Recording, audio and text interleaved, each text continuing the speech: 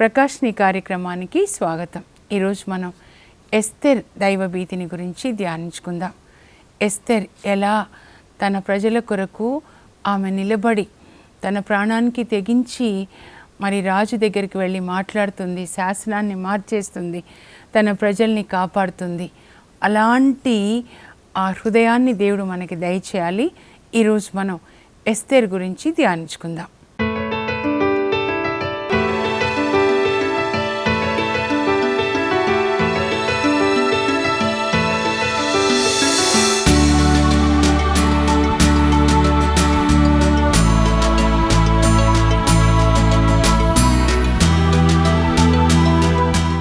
ఈరోజు ఎస్తేర్ యొక్క దైవభీతిని గురించి ధ్యానించుకుందాం. ఎస్తేర్ దైవభీతి అన్నమాట. నిన్నటి దినాన యూదిత్ గురించి ధ్యానించుకున్నాం. ఈరోజు ఎస్తేర్. ఎస్తేర్ అంటే తార, మెరిసే తార అన్నమాట. దేవుని కొరకు ఆమె ఆకాశంలో మెరిసే తారలాగా ప్రకాశిస్తుంది. పారసిక దేశంలో అక్కడే పుడుతుంది అన్నమాట. ఈ ఎస్తేర్ గ్రంథము పారసిక దేశంలో జరిగిన 10 సంవత్సరాల చరిత్రని గురించి వివరిస్తుందండి. క్రీస్తు పూర్వం 483 నుంచి క్రీస్తు పూర్వం 473 వరకు పారసిక దేశంలో జరిగినటువంటి చరిత్ర, యూదుల చరిత్ర లేదా దేవుడు నడిపించిన చరిత్రని గురించి వివరిస్తుంది అన్నమాట. ఈ అమ్మాయి అక్కడే పుడుతుందండి. నెబుకద్నెజర్ మహారాజు బాబిలోనియా దేశం మీద దండయాత్ర చేసి చాలామంది యూదులను బందీలుగా తీసుకొని పోతాడు అని దానియేలు గ్రంథంలో కూడా మనం ధ్యానించుకున్నాము. ఎజ్రా, నెహెమియా కూడా కదండి. అలా తీసుకొని పోబడిన వాళ్ళలో మొదటి జట్టులో దానియేలు, అతని స్నేహితులు, ఎజ్కేలు ఉంటారండి. మొదటి జట్టు క్రీస్తుపూర్వం 605.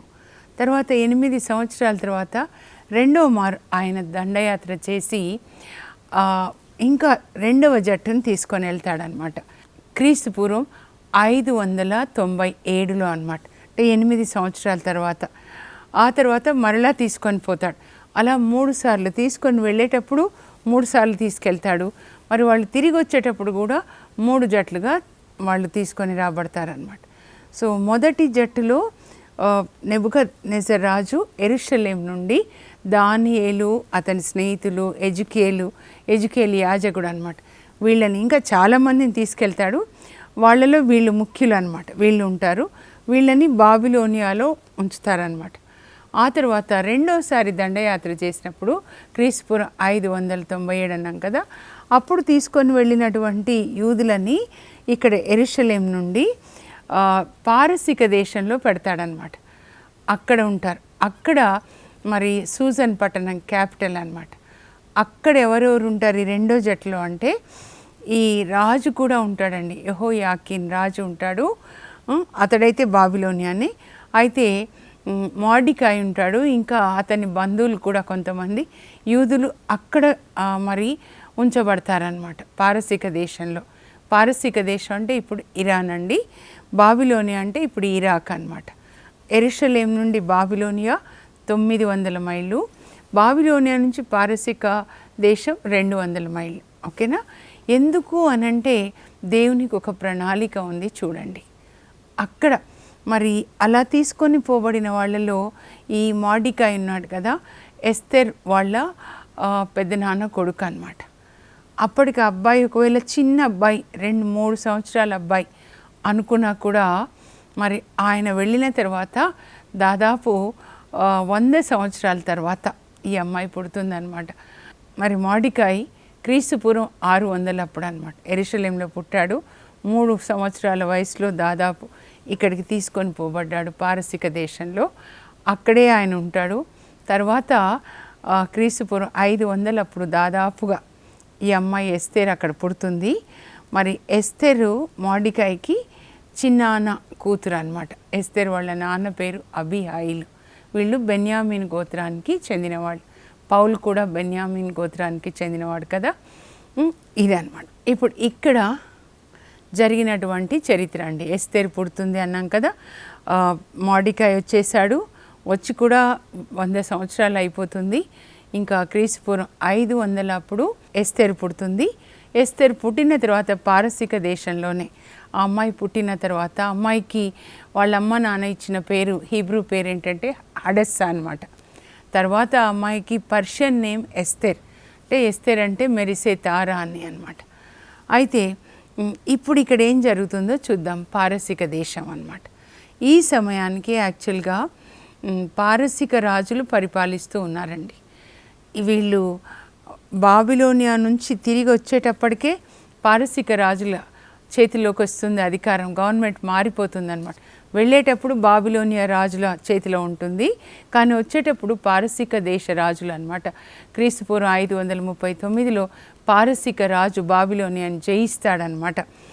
కొరేష్ రాజు జయించిన తర్వాత దానియేలు చెప్తూ ఉంటే చూపిస్తాడు, ఇలా మీరు రాజుగా ఉన్నప్పుడు మమ్మల్ని తిరిగి పంపిస్తారని రాయబడి ఉంది యెషయా గ్రంథంలో 44వ అధ్యాయం 28 నుంచి 45:6 వరకు. అప్పుడు కొరేష్ ఆజ్ఞ జారీ చేసి మరి ఇజ్రాయెల్ ప్రజల్ని వెళ్ళిపోమంటాడండి. యెరూషలేమునకు వెళ్ళి మీరు దేవాలయాన్ని పునర్నిర్మించి ఆరాధన ప్రారంభించండి అని పంపించేస్తాడనమాట. ఇది 537లో వీళ్ళు తిరిగి వచ్చేస్తారు, మొదటి బ్యాచ్ అనమాట. వచ్చిన తర్వాత ఇక్కడ పారసీక దేశంలో ఈ అమ్మాయి 500 BCలో పుడుతుంది. మొదటి జట్టు తిరిగి వచ్చిన తర్వాత యెరూషలేమునకి ఇక్కడ పారసీక దేశంలో ఈ చరిత్ర, ఎస్తేరు యొక్క చరిత్ర జరుగుతుంది. ఇప్పుడు ఆ అమ్మాయి పుట్టి అయిపోయిన తర్వాత ఇంకా కొరేష్ రాజు సంతతిలోనే పారసీక రాజులు కదా. కొరేష్ తర్వాత 5వ వ్యక్తి అన్నమాట. ఆయన పేరు ఇదే వంశంలో అహేశ్వరోష్ అన్నమాట, హీబ్రూ పేరు. తర్వాత జెరెక్సెస్ గ్రీక్ పేరు అన్నమాట. ఆయన రాజు అవుతాడనమాట. క్రీస్తుపూర్వం 486లో పారసీక దేశానికి అహేశ్వరోష్ రాజు అవుతాడనమాట. రాజు అయిపోయిన తర్వాత 3 సంవత్సరాల తర్వాత అంటే క్రీస్తుపూర్వం 483లో ఆయన ఒక పెద్ద పార్టీ ఇస్తాడు. ఈయన ఏంటంటే వీళ్ళ నాన్నగారు దర్యావేష్ 1 అండి, డేరియస్ 1. చాలా ప్రపంచాన్ని జయిస్తాడు. ప్రపంచంలో 127 దేశాలని జయిస్తాడనమాట ఈయన దర్యావేష్ రాజు. ఈ అహేశ్వరోష్ రాజు యొక్క నాన్నగారు అనమాట. ఆ తర్వాత ఈయన రాజు అయిపోతాడనమాట. రాజు అయిన తర్వాత 3 సంవత్సరాల కంటే 483లో ఆయన ఈ 127 దేశాలని పరిపాలిస్తూ ఉన్నాడు కదా. ఇండియా నుంచి ఇథియోపియా వరకండి.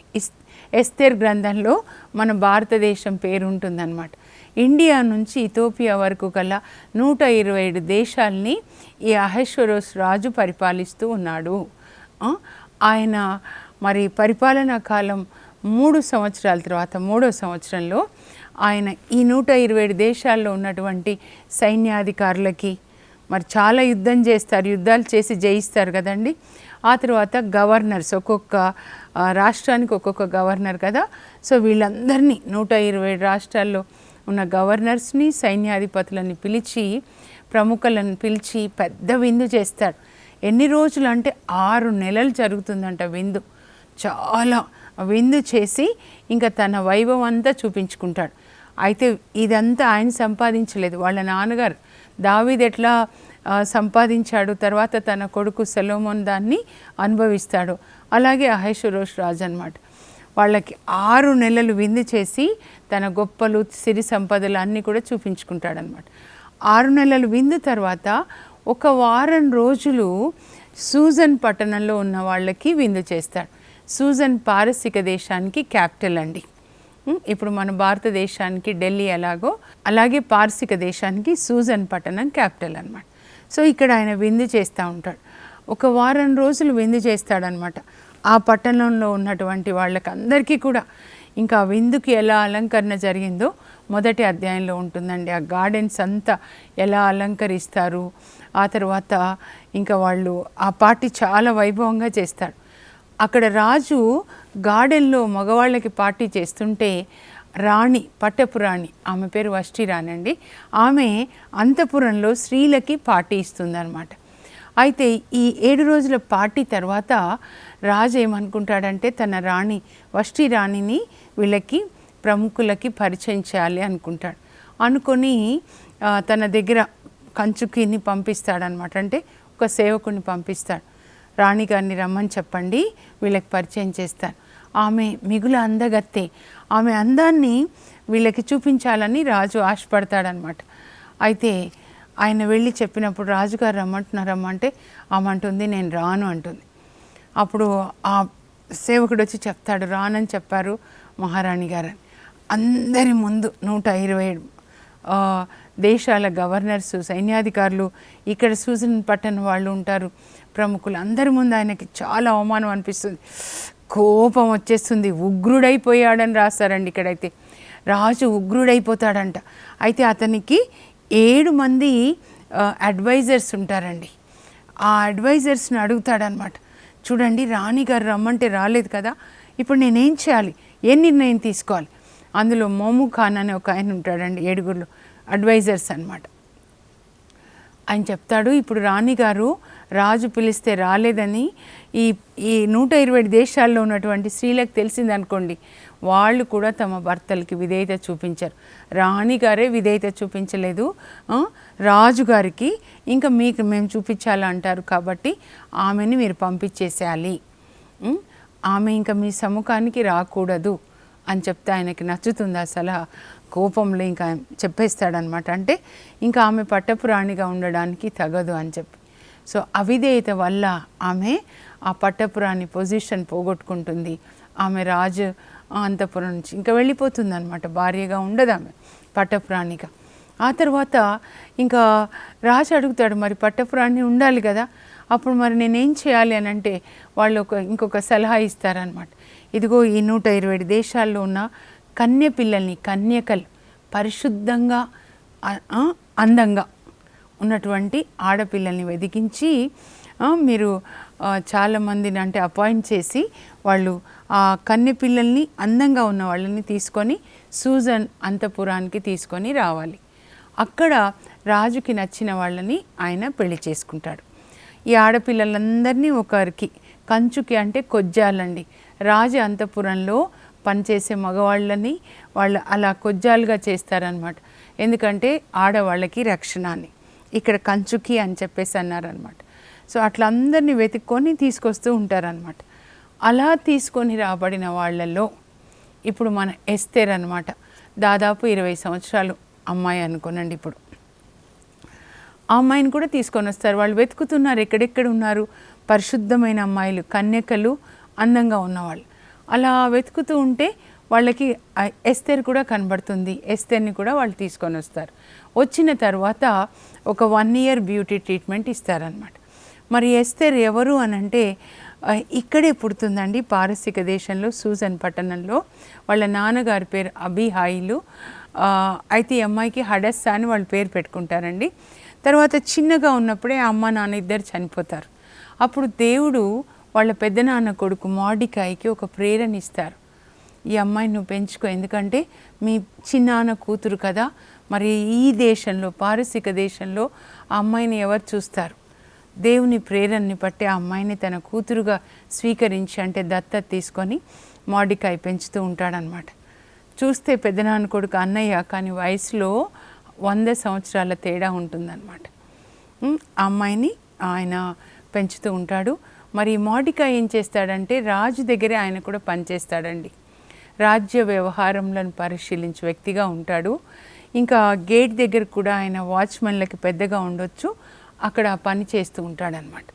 అయితే తన కూతుర్ని కూడా తీసుకొని వస్తారు కదా ఈ అమ్మాయిలతో పాటు. సో ఆ అమ్మాయితో చెప్తాడనమాట, ఎస్తేర్తో చెప్తాడమ్మా, నేను మీ నాన్న అని ఇక్కడ ఎవరికి చెప్పకు. ఎందుకంటే వాళ్ళు తీసుకొచ్చిన అమ్మాయిలందరూ పారసీకులు అనమాట, పర్షియన్ గర్ల్స్ వాళ్ళందరూ. రాజు కూడా పర్షియా దేశం అది. కానీ వీళ్ళు ఎవరంటే యూదులు, యెరూషలేం నుంచి అక్కడికి వెళ్ళారు, అంటే క్రైస్తవులు అని అనుకోవచ్చు అనమాట. వీళ్ళు అబ్రహాం సంతతి వాళ్ళు, యూదులు. కనుక మనం యూదులని కానీ, నేను మీ నాన్న అని కానీ ఇక్కడ ఎవరికి చెప్పొద్దమ్మా అంటే, అలాగే నాన్నగారు అంటుందన్నమాట. ఇప్పుడు ప్రకాష్నిలో చిన్న విరామం తీసుకుందాం.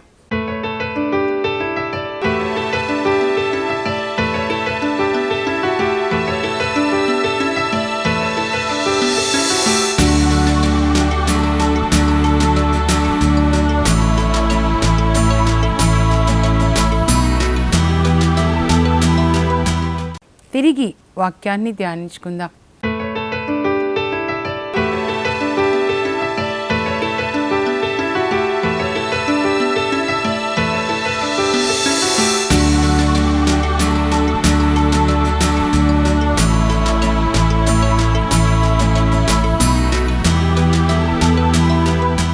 అయితే 1 year బ్యూటీ ట్రీట్మెంట్ వాళ్ళకి ఇచ్చిన తర్వాత అప్పుడు ఒక్కొక్కరిని రాజు దగ్గరికి పంపిస్తారనమాట.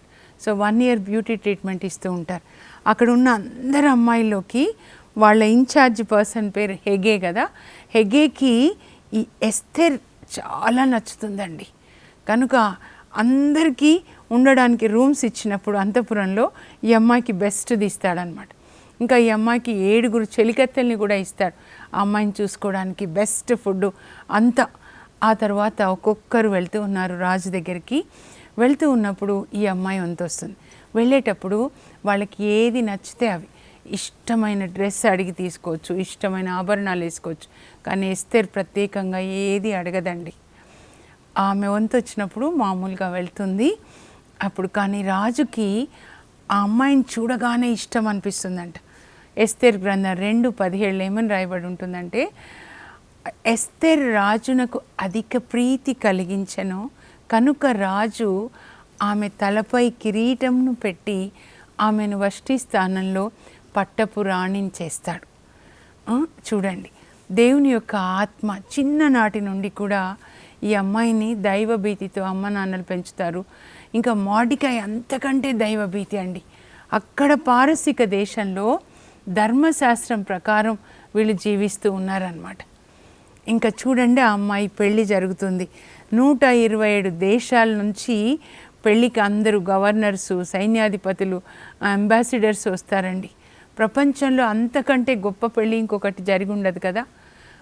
అందుకే దేవుడు ఇర్మియా 29లో, బిడ్డ నేను నీకు బంగారు భవిష్యత్తు నిర్ణయించాను, నేను నీ కొరకు ఉద్దేశించిన పథకములు నీకు మాత్రమే, నేను నీ కొరకు ఉద్దేశించిన పథకములు నాకు మాత్రమే తెలుసు. I have a plan for you my child, a plan that brings prosperity. అయ్యో, అక్కడ వాళ్ళ అమ్మ నాన్న చనిపోయినప్పుడు ఈ బిడ్డ పసిబిడ్డగా ఉన్నప్పుడు 5 సంవత్సరాలు ఉండొచ్చు. అందరూ అనుకుని ఉండొచ్చు ఈ పారసీక దేశంలో చుట్టాలు లేరు, ఏమవుతుంది ఈ అమ్మాయి గతి అని. కానీ మోర్డెకాయ్ పెంచుతాడు. ఆయన పెంపకం ఎంత చక్కగా ఉంటుందో. కానీ దేవుడు ఆ అమ్మాయిని 127 దేశాలని పాలించే రాజుకి పట్టపు రాణిని చేస్తారు. ఎంత వైభవంగా పెళ్లి జరుగుతుందండి. అందరికీ హాలిడే. 127 కంట్రీస్, ఇండియాని కూడా పరిపాలించారనమాట. కాబట్టి ఇండియాని కూడా చూడ్డానికి వచ్చి ఉంటారు ఈ రాజు, పట్టపు రాణి ఎస్తేర్ అనమాట. ఆ తర్వాత చూడండి, ఇంకా పెళ్ళి జరుగుతుంది కదా. ఇది జరిగిన తర్వాత సెక్యూరిటీ గార్డ్స్ 2 ఉంటారండి, బిగ్తాను, తెరేష్ అని. వాళ్ళిద్దరు ఏంటంటే రాజుని చంపాలని కుట్ర పన్నుతారనమాట.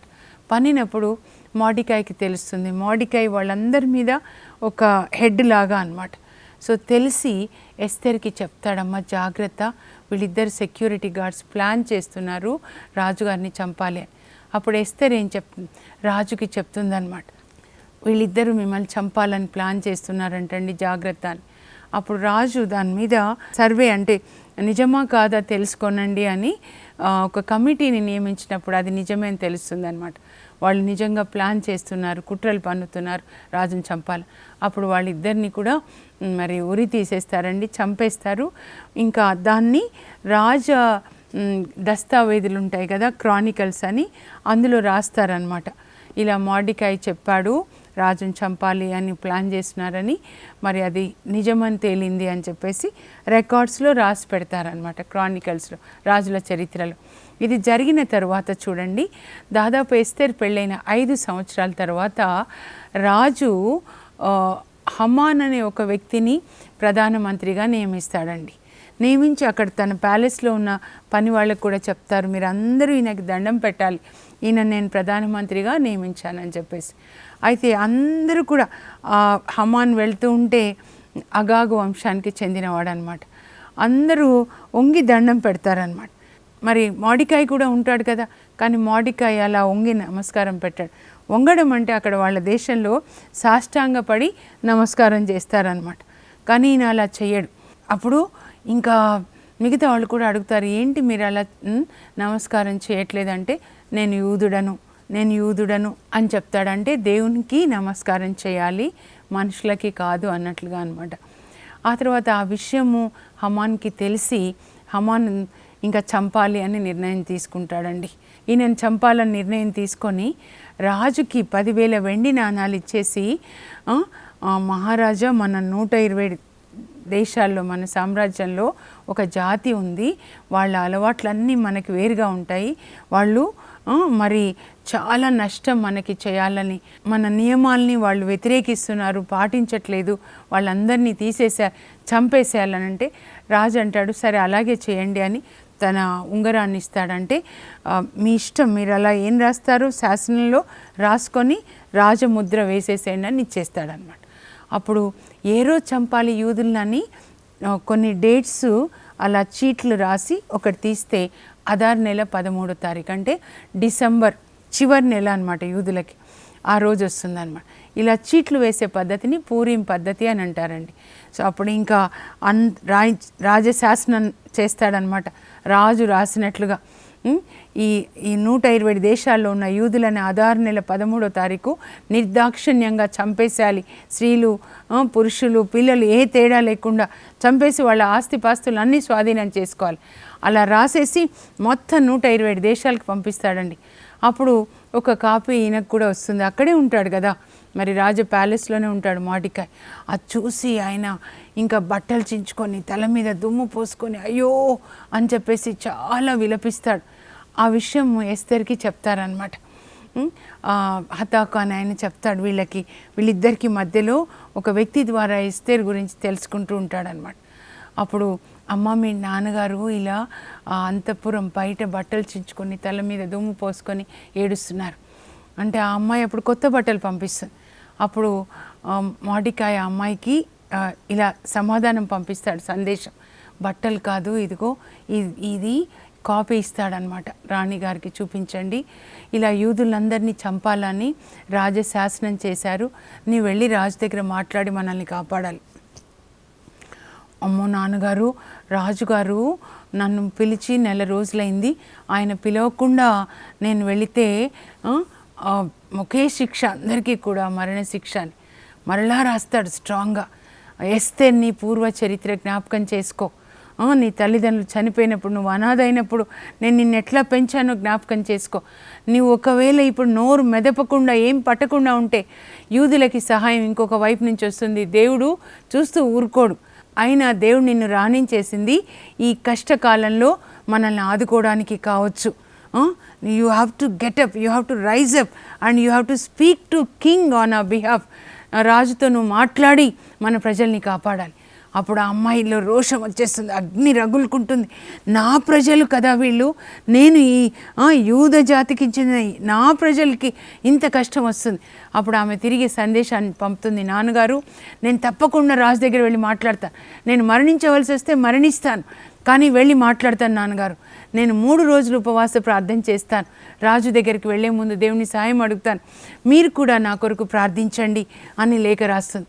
అప్పుడు మార్డికాయ్ బయట ఉన్న యూదులందరికీ చెప్తాడు, ఇలా ఈ శాసనం అంతా మీకు తెలుసు కదా, కనుక అమ్మాయి ఉపవాస ప్రార్థన చేసి రాజు దగ్గరికి వెళ్ళి మాట్లాడతానంది, మనం కూడా అమ్మాయి కొరకు ప్రార్థిద్దాం, మనల్ని రక్షించమని అడుగుదాం దేవుణ్ణి అని.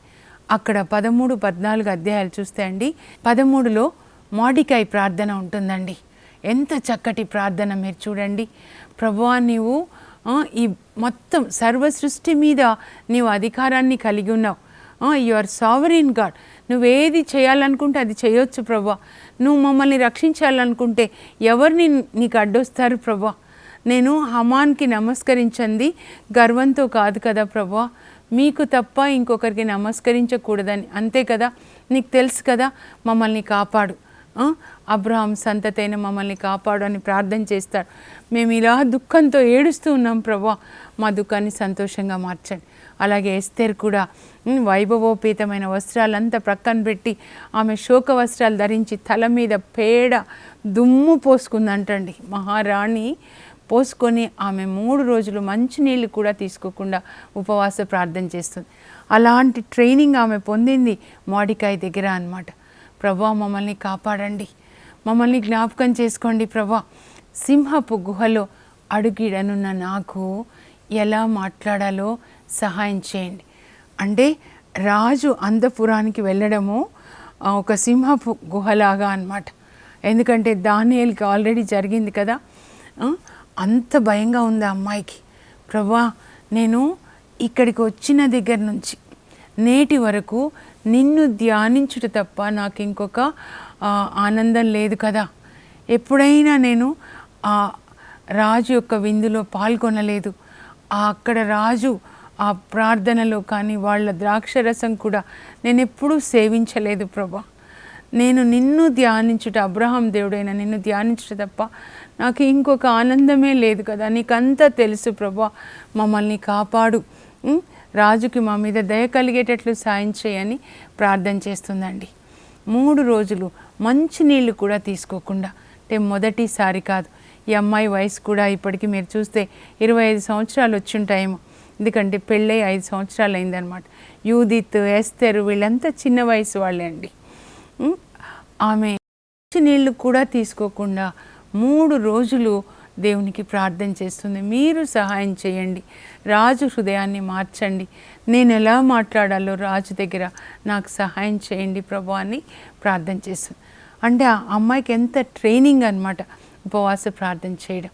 ఆ తర్వాత 3 రోజుల ఉపవాస ప్రార్థన అయిపోయిన తర్వాత శోక వస్త్రాల్ని ప్రక్కన పెట్టి చక్కగా అలంకరించుకుంటుందండి. రాజు సన్నిధిలోనికి వెళ్ళాలి కదా. మనం ఎలా తీసుకోవాలంటే యేసు రాజు సన్నిధిలోనికి పరిశుద్ధమైన వస్త్రాల్ని అలంకరించుకొని, దేవుడు పరిశుద్ధుడు కనుక పరిశుద్ధమైన వస్త్రాలు, కరుణామయుడు కనుక కరుణ. అందుకే కొలోసి 3:12లో మీరు దేవునికి ప్రియులు పరిశుద్ధులు కనుక దయా, కనికరము, వినయము, సాత్వికత, ఓర్పు అను వస్త్రములను ధరించుకొనండి. ఆత్మ ధరించుకోవాల్సిన వస్త్రాలు అన్నమాట. చక్కగా అలంకరించుకుంటుంది. ఇంకా ఒక 3 రోజులు ఏం తినలేదు కదా, నీరసంగా ఉంటుంది. ఈమె ప్రక్కన నడుస్తుంటే చెలికత్తె మీద కొద్దిగా ఒరుగుతుంది. ఇంకొక చెలికత్తె ఆమె వస్త్రాలు వెనకాల లాంగ్ వేలు ఉంటుంది, అది పట్టుకుంటుంది. ఇంకా రాజు అంతఃపురంలోకి వచ్చేస్తుంది. హృదయంలో భయం, కానీ బయటికి చిరునవ్వు చిందుతూ రాజు దగ్గరికి వెళ్తుంది అనమాట. వెళ్ళినప్పుడు రాజు ముందుగా కోపం వచ్చేస్తుంది అనమాట. ఎందుకంటే పర్మిషన్ లేకుండా వచ్చింది కదా. అప్పుడు రాజు కోపాన్ని చూసి అమ్మాయి స్పృహ తప్పి పడిపోతుంది. తర్వాత ఏం జరిగింది, దేవుడు ఎలా యూదులని రక్షించారు ఈ అమ్మాయి ద్వారా, మోర్డెకాయి ద్వారా, మనం రేపటి దినాన్ని ధ్యానించుకుందాం. ఇప్పుడు ప్రార్థన చేసుకుందాం. పరలోకపు మా తండ్రి, మీ పరిశుద్ధ నామమునకు స్తోత్రం కలుగును గాక. ఎలా మీరు మోర్డెకాయి ద్వారా, ఎస్తేర్ ద్వారా 127 దేశాల్లో ఉన్నటువంటి యూదులని కాపాడారు ప్రభా. మరి ఎలా ఎస్తేర్ ప్రార్థన చేసింది, ఉపవాస ప్రార్థన చేసింది, నేను మరణించవలసి వస్తే మరణిస్తాను, కానీ రాజు దగ్గరికి వెళ్ళి నా ప్రజల కొరకు మాట్లాడతానని ఆ అమ్మాయి తన ప్రాణానికి తెగించి యూదులని కాపాడాలని అనుకుంటుంది ప్రభా.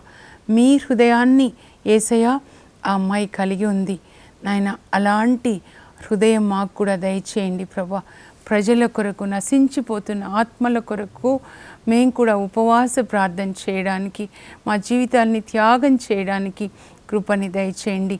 యేసు నామంలో అడుగుచున్నాం తండ్రి, ఆమేన్. యేసు ప్రభు యొక్క హృదయం అండి, త్యాగం చేసే హృదయం. If I have to die, I will die for the sake of my people, but I will go and speak to the king అంటుంది అనమాట. యేసు ప్రభు తన ప్రాణాన్ని మనకు అర్పించినట్లుగా ఆ అమ్మాయి యూదుల కొరకు తన ప్రాణాన్ని ఇవ్వడానికి సిద్ధపడుతుంది. అలాంటి దైవభీతి కలిగిన హృదయాన్ని దేవుడు మనకు దయచేయను గాక. God bless you.